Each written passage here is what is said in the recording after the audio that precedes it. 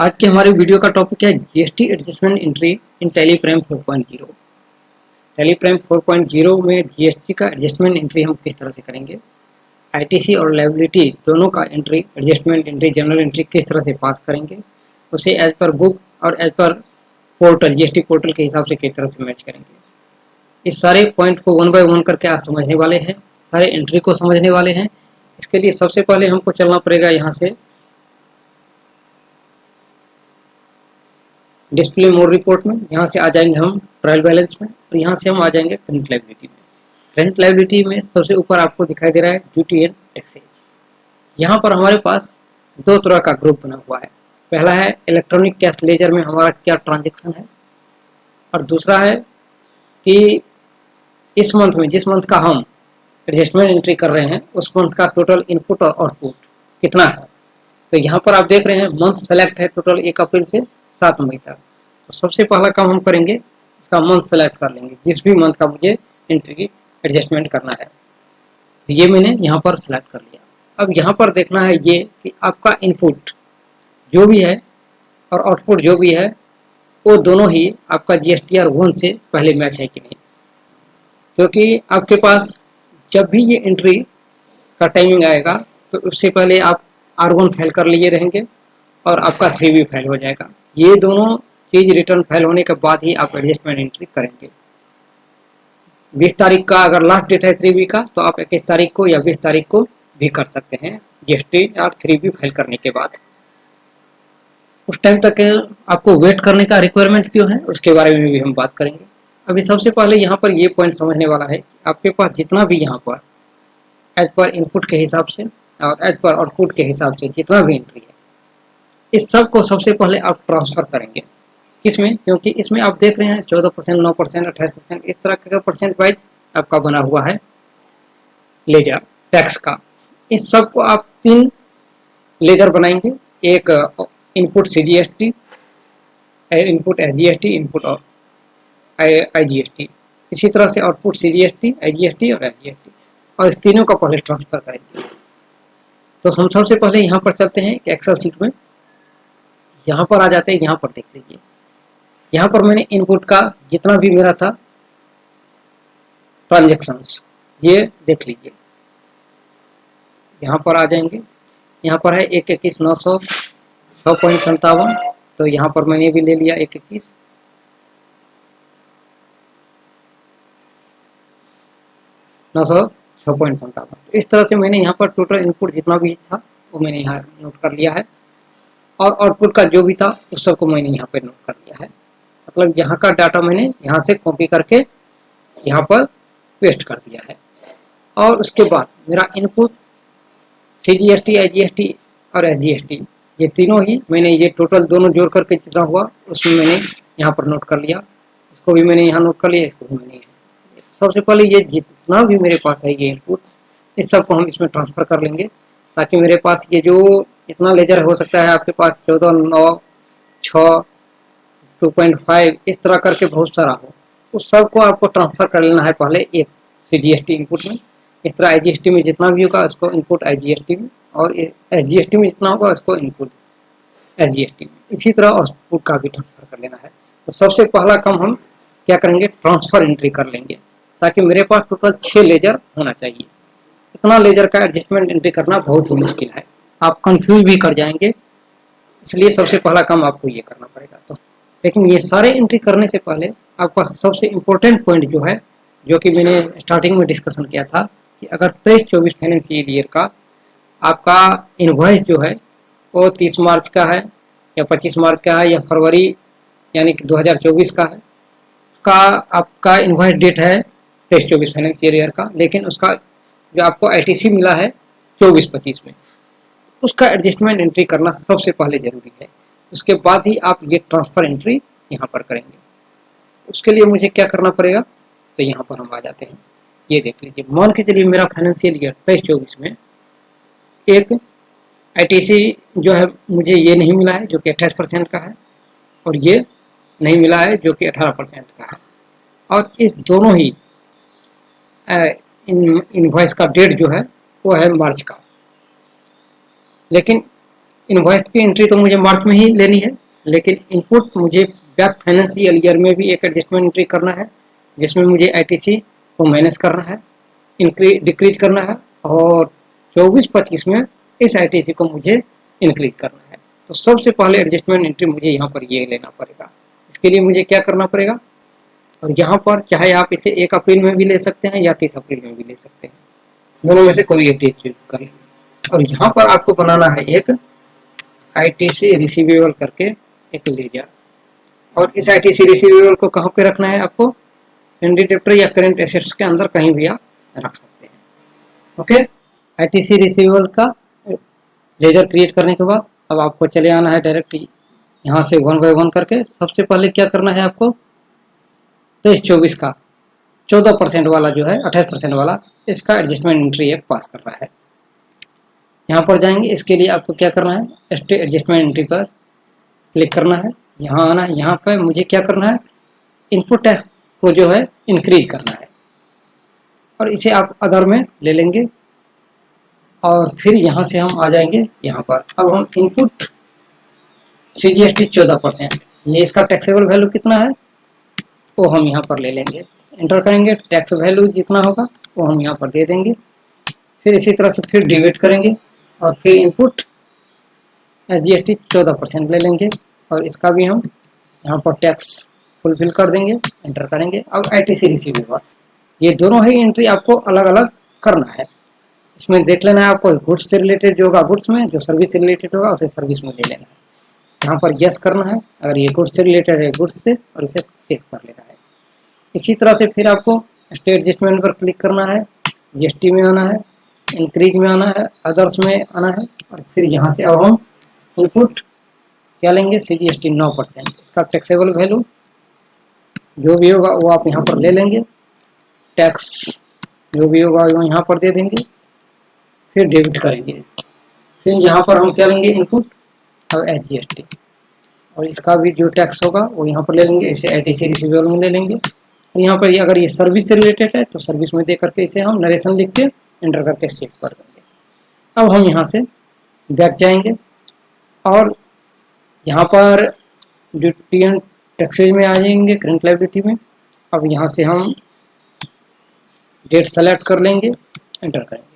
अब पहले मेरे पास कितना था, 2-23 करके समथिंग, अब मेरे पास 250-957, इतना ही मेरे पास क्या है, जीएसटी पोर्टल के 2B में भी है। तो ये दोनों मेरा मैच कर गया, और ये आउटपुट आपका एज पर जीएसटीआर 1 के हिसाब से मैच होना चाहिए। अब इसका इफेक्ट देख लीजिए 3B पे क्या पड़ा है। तो यहाँ पर आ जाएंगे डिस्प्ले में, जीएसटी रिपोर्ट में, और यहाँ 3B में आ जाएंगे, एंटर करेंगे। और यहाँ पर देख लीजिए इंक्रीशन ट्रांजेक्शन कुछ है तो इसे चेक करेंगे, एंटर करेंगे। एंटर करने के बाद यहाँ पर आ जाएंगे, यहाँ पर देख लेंगे मिसमैच टैक्स में करा है, मिसमैच है तो हम टैक्स को चेक कर लेंगे। यहाँ पर कंट्रोल एन करेंगे, पहले यहाँ पर टोटल टैक्सेबल वैल्यू मेरा कितना है, 38,135। तो 38,135 का 9% हम यहाँ पर चेक करेंगे कितना होता है, 3432.15 पैसा। तो यानी कि पैसे का यहाँ पर आपका डिफरेंट बता रहा है। तो एंटर करेंगे, यहाँ पर हम 15 पैसा ले लेंगे, फिर एंटर करेंगे, यहाँ पर आ जाएंगे, यहाँ पर भी हम 15 पैसा ले लेंगे। अब आपका यहाँ से एरर हट गया, और आपका ये टोटल जितना भी आपका आईटीसी था एज पर 2B के हिसाब से, और यहाँ पर वैल्यू भी आपका आ चुका है। तो सबसे पहला काम हम यहाँ पर ये कर लिए। अब हम यहाँ से जाएंगे बैक, फिर से आएंगे वाचर्स में। अब मुझे यहाँ पर जो है एंट्री लेना है वो लेना है इसका अब एंट्री एडजस्टमेंट करना है। इसके एडजस्टमेंट एंट्री से पहले हम क्या करेंगे, ये जितना भी है इसको हम इसमें ट्रांसफ़र कर लेंगे। उसके लिए यहाँ से मुझे सीधे चले आना है टैली में, और यहाँ पर जितना भी मेरे पास ये अमाउंट है ये ले लेंगे हम। यहाँ पर दोनों का टोटल जोड़ कितना होगा वो आप यहाँ पर जोड़ लेंगे 14% में। ये प्लस ये इतना होना चाहिए, और ये और प्लस ये। उसके बाद ये टोटल यहाँ पर इतना ही आएगा। उसके बाद ये टोटल इतना ही आएगा। उसके बाद इन दोनों का जोड़ यहाँ पर ले लेंगे, फिर इसका सम कर देंगे। ये हो गया। देख लीजिए ये दोनों बराबर 196 436 रुपया ले लिया। अब हमने यहाँ पर यहाँ आने के बाद अब सबसे पहले हम क्या करेंगे, लेंगे इनपुट CGST। इनपुट CGST ये लेजर मैंने बना लिया है पहले से ही। इसको मैंने यहाँ पर इनपुट वाले ग्रुप में GST या CGST के अंदर, बस जैसे ही टैक्स का लेजर बनाते हैं वैसे ही ये भी बनेगा, कोई अंतर नहीं है इसमें। और यहाँ पर टोटल CGST कितना है, 196 ये हम ले लिए। और यहाँ पर अब हम करेंगे इनपुट CGST कितना है, ये वाला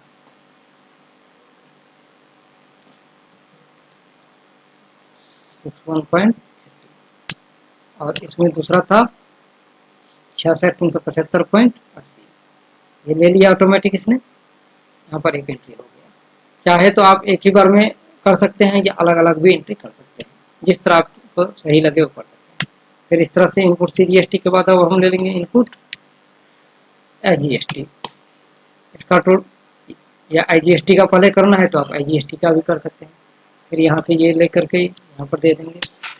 फिर यहाँ पर 14% वाला पहले ले लेंगे, कितना है 3161.13, और 9% वाला ऑटोमेटिक इसने ले लिया।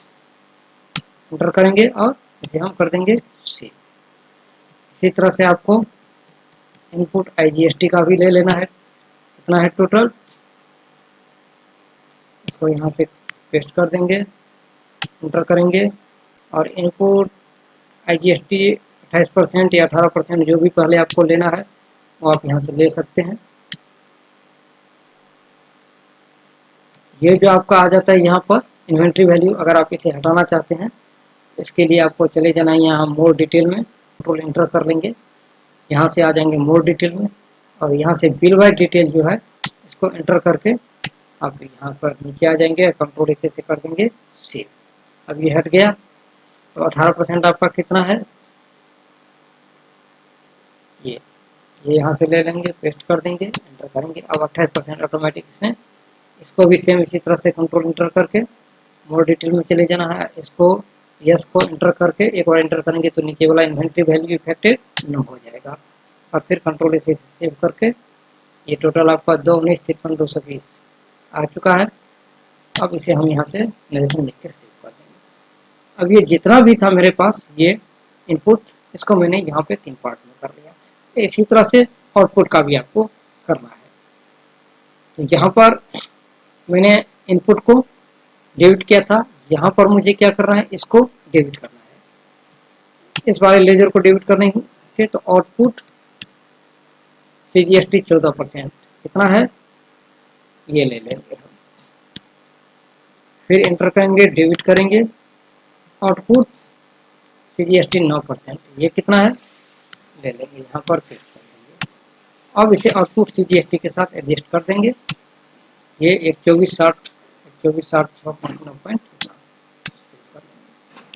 इसी तरह से फिर IGST वाला ले लेंगे, आउटपुट IGST,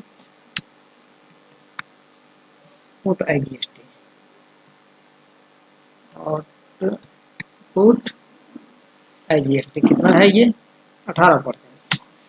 18% में जो वैल्यू है वो हम यहाँ पर पेस्ट कर देंगे। फिर आउटपुट इसे डेबिट करेंगे एक बार और, क्योंकि एक आउटपुट IGST है तो इसको आउटपुट IGST कितना है 28% ये वाला, तो ये ले लेंगे, यहाँ पेस्ट कर देंगे, एंटर करेंगे, आउटपुट IGST के साथ में इसे ट्रांसफर कर लेंगे।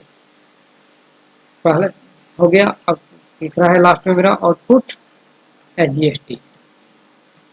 आउटपुट GST 14%, ये यहाँ से कॉपी पेस्ट कर देंगे, फिर डेबिट कर लेंगे, फिर आउटपुट 9% में जितना होगा वैल्यू वो यहाँ से कॉपी पेस्ट कर लेंगे। ऐसे आउटपुट SGST के साथ एडजस्ट करके सेव कर लेंगे। ये जितना भी था टोटल मैंने इसमें ट्रांसफर कर लिया है। अब इसका एडजस्टमेंट एंट्री इसके साथ करेंगे।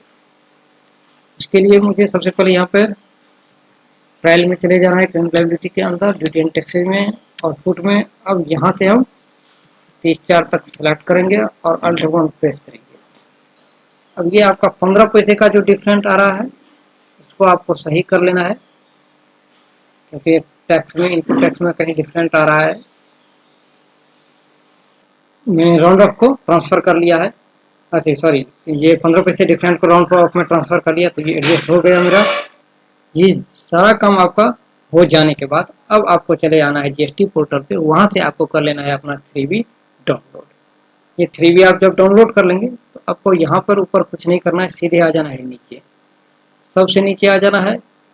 और यहाँ आप देख रहे हैं table number 6.1 payment of tax, इसको आपको सही करना है। इसके हिसाब से ये जो आपने 3B फाइल किया है इस हिसाब से आपको एडजस्टमेंट एंट्री यहाँ पर करना पड़ेगा। तो यहाँ पर देख लीजिए आपका कितना कितना टैक्स बनता है। अब इसमें देखना ये है कि आपका जो ये है टैक्स लायबिलिटी, ये वाला, ये आपका पूरी तरह से मैच है। देख लीजिए यहाँ पर 173,196, यहाँ पर क्या है इतना 173 यानी 15 पैसे। इस 15 पैसे के डिफरेंट को चाहे आप राउंड ऑफ कर लें या फिर इसे बाद में सही कर सकते हैं। और उसके बाद इसमें देख लीजिए इसमें है आपका 60 यानी कि 20 पैसे का डिफरेंट है। तो राउंड ऑफ करेंगे तो ये 20 पैसे का डिफरेंट हो जाएगा, तो इसे हम सही कर ही लेते हैं राउंड ऑफ करके।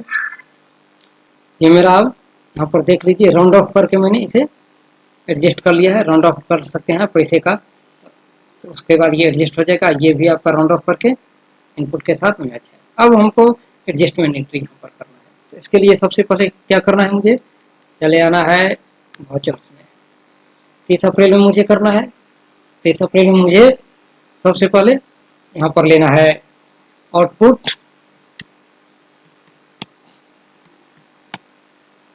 सबसे पहले IGST लेना है। आउटपुट IGST कितना है 173,196, ये मैंने ले लिया। उसके बाद आउटपुट CGST लेना है। अब फिर डेबिट करेंगे इसे, आउटपुट CGST लेना है। ये मेरा कितना है, जो भी ये वैल्यू है वो हम ले लेंगे यहाँ पर।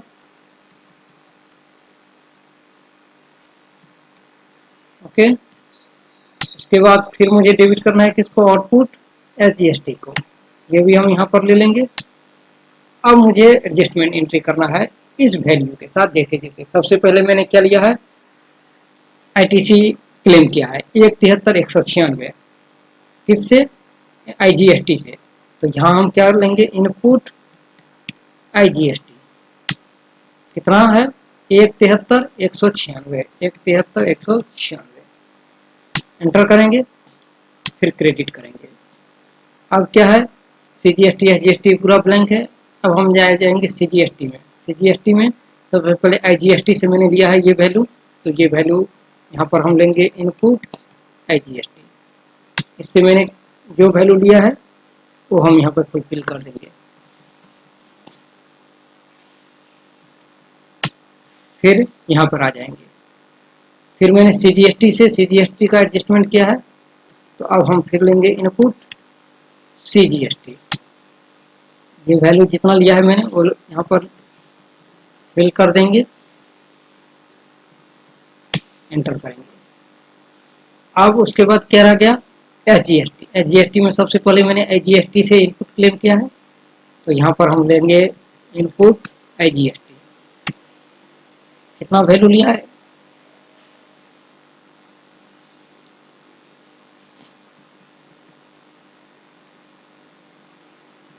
चौरासी। उसके बाद फिर इंटर करेंगे, फिर यहाँ पर आ जाएंगे। फिर यहाँ पर क्या है, SGST से अब मैंने लिया है यहाँ पर इनपुट SGST वाला लेजर सेलेक्ट करेंगे, और ये कितना मैंने लिया है 72,576। अब मेरे पास ये वैल्यू बचता है। बाकी का वैल्यू मैंने किससे पेमेंट किया है, यहाँ पर बाय कैश पेमेंट किया है।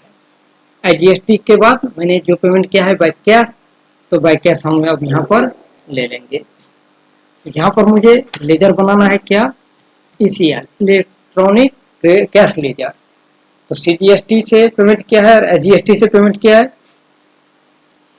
तो ये दोनों लेजर मुझे बनाना है। एंटर करेंगे, इस दोनों लेजर को हम कहाँ पे रखेंगे, electronic cash ledger duty and taxes के अंदर अदर में, ओके, और एंटर करेंगे और जो भी वैल्यू है वो यहाँ पर हम फुलफिल कर लेंगे। फिर इसी तरह से इसी या सीजीएसटी से पेमेंट किया है सीजीएसटी को, तो ये ले लेंगे। अब मेरा पूरी तरह से यहाँ पे एडजस्टमेंट हो चुका है। अब जितना भी मैंने लायबिलिटी यहाँ पे दिया था उतना आईटीसी मैंने बाय कैश और बाय क्रेडिट एडजस्ट कर दिया। यहाँ पे मेरा एडजस्टमेंट एंट्री हो चुका है। अब आप देख सकते हैं यहाँ क्रेडिट लेजर में एक 50 बचा हुआ है। क्यों? अब ये लेट फी जो है इसका एंट्री हम किस तरह से करेंगे इसके बारे में भी हम बताते हैं। यहाँ पर ये एंट्री हो गया, यहाँ पर नरेशन लिख देंगे और उसके बाद इसे हम कर लेंगे सेव। अब यहाँ से हम चलते हैं फिर से ड्यूटी एंड टैक्सेज में। यहाँ से ड्यूटी एंड टैक्सेज में एंटर करेंगे और यहाँ से अब हम सेलेक्ट कर लेंगे मंथ, 1 तारीख से 30/4 तक। ये आपका टोटल कैश क्रेडिट लेजर में जो बैलेंस है वो, और यहाँ पर ऑल टैप 1 प्रेस कीजिए तो यहाँ पर आपका इनपुट में आईजीएसटी जितना बचा हुआ है ये शो हो रहा है। इनको एंटर कीजिएगा यहाँ पर, तो ये आपका सीजीएसटी में इतना और आईजीएसटी में इतना amount balance input tax credit ledger में बचा होगा, इलेक्ट्रॉनिक क्रेडिट लेजर में इतना बैलेंस आपका बचा होना चाहिए। अब यहाँ पर सेकंड काम क्या रह गया है, अब ये 150 रुपया जो बैलेंस ये दिखाई दे रहा है यहाँ पर और यहाँ पर 150 रुपया, ये आपका क्या है, ये जो आपने लेट फी दिया है इसका एडजस्टमेंट एंट्री जब करेंगे तो ये भी 150 रुपया आपका इलेक्ट्रॉनिक कैश लेजर से पेमेंट करने के बाद हट जाएगा। तो लेट फी का एंट्री हम कैसे करेंगे, यहाँ से फिर से हम चले जाएंगे वाउचर्स में। वाउचर्स में जाने के बाद F7 जनरल से एंट्री पास करेंगे और यहाँ पर हम आ जाएंगे एडजस्टमेंट में, एंटर करेंगे। यहाँ पर पहले हम क्या करेंगे, इंक्रीजिंग टैक्स लायबिलिटी, और यहाँ पर लेट फी का ऑप्शन ले लेंगे। उसके बाद यहाँ पर क्या करेंगे, हम अब जीएसटी लेट फी करके एक लेजर बनाएंगे और इसको हम कहाँ पे रखेंगे, इनडायरेक्ट एक्सपेंस में। मोर डिटेल में जा करके यहाँ पर बिल वाइज डिटेल पर एंटर करिएगा, एंटर करके नो कर देंगे और कंट्रोल से सेव कर लेंगे। अब यहाँ पर क्या है, लेट फी टोटल 300 रुपया, एंटर करेंगे। उसके बाद इसको आउटपुट सीजीएसटी किस किस में आपका लेट फी लगा है चेक कर लीजिए। 150 रुपया लगा है सेंट्रल टैक्स और स्टेट टैक्स में भी 150 रुपया लगा है, यानी कि आउटपुट सीजीएसटी और आउटपुट एसजीएसटी। तो सीजीएसटी में इस सब को ब्लैंक रहने देना है और आपको 150 रुपया ले लेना है। यहाँ पर फिर सेम प्रोसेस इसमें भी ले लेना है और यहाँ पर आपको नरेशन लिख करके सेव कर देना है। अब आपका यहाँ पे आउटपुट में तो टैक्स लायबिलिटी को इंक्रीज कर दिए, अब हम पेमेंट करेंगे। पेमेंट किससे करेंगे, तो ईसीएल से, यानी कि इलेक्ट्रॉनिक कैश लेजर में जो मेरा बैलेंस है उससे, उसके लिए एक एंट्री यहाँ से हम पास करेंगे। यहाँ पर ले लेंगे हम आउटपुट सीजीएसटी 150 रुपया, फिर डेबिट करेंगे आउटपुट एसजीएसटी 150 रुपया और इसका ईसीएल से, यानी कि पहले हम सीजीएसटी से 150 रुपया ले लेंगे और फिर एसजीएसटी से। यहाँ पे ईसीएल का भी लेजर 0 हो गया, इसका भी सबका लेजर 0 हो गया। नरेशन लिख कर इसे हम सेव कर देंगे। अब यहाँ से हम चलेंगे ड्यूटी एंड टैक्सेज में, current liability duty and taxes, और यहाँ से हम सेव कर लेंगे मंथ 30/4 तक। अब आपका यहाँ पर बैलेंस जो बचा है 100 रुपया इलेक्ट्रॉनिक ईसीएल में, आईजीएसटी जो ओपनिंग बैलेंस है, और यहाँ पर इनपुट टैक्स क्रेडिट में सीजीएसटी में इतना, आईजीएसटी में इतना, टोटल आपका balance electronic cash ledger electronic credit ledger मिला करके इतना आपके पोर्टल में भी है। तो इस तरह से ये एडजस्टमेंट एंट्री हम बहुत आसानी से कर सकते हैं। अब लेट फी का जो इफेक्ट पड़ा है 3B पे, वो भी हम रिपोर्ट में देख सकते हैं। एंटर कीजिए,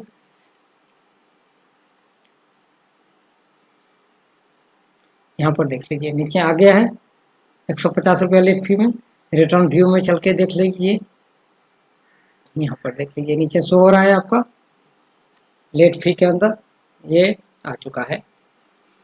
तो इस तरह से हम लेट फी का एंट्री कर लिए। यहाँ पर मेरा टोटल टैक्स ये मैच कर गया इनपुट, यहाँ पर आउटपुट से मैच है, और बाकी मेरा ड्यूटी एंड टैक्सेज में क्लोजिंग बैलेंस जो बचा हुआ है वो भी मेरा क्रेडिट लेजर से बैलेंस से मैच है। इस तरह हम एंट्री करेंगे। तो financial year back financial year का इनपुट का एडजस्टमेंट एंट्री कैसे करेंगे और इस साल में उसकी एंट्री कैसे करेंगे A to Z के बारे में हमने समझ लिया है।